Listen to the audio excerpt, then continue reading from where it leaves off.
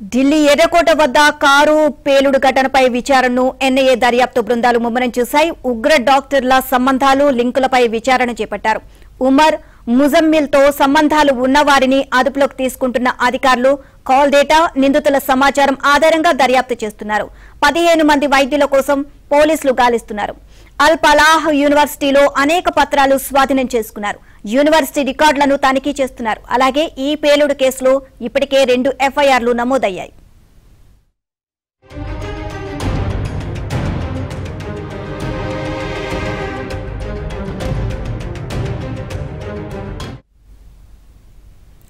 ఘటనా స్థలంలో 3 బుల్లెట్లను ఫోరెన్సిక్ బృందాలు స్వాధీనం చేసుకున్నారు. సైనికులు ఉపయోగించే 9 mm కార్టిడ్రిల్స్ లను ఎర్రకోటకు సమీపంలో స్వాధీనం గుర్తించారు.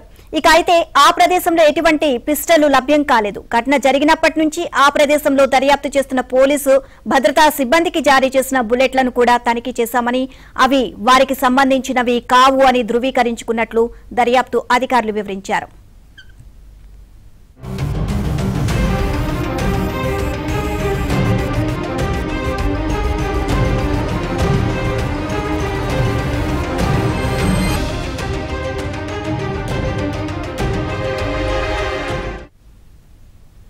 ఢిల్లీ పేలుళ్ల కేసు దర్యాప్తులో సంచలన కోణాలు వెలుగులోకి వస్తున్నాయి. ఇక పేలుడు కోసం టీఏటీపీ అనే పేలుడు పదార్థం వాడినట్లు అనుమానిస్తున్నారు.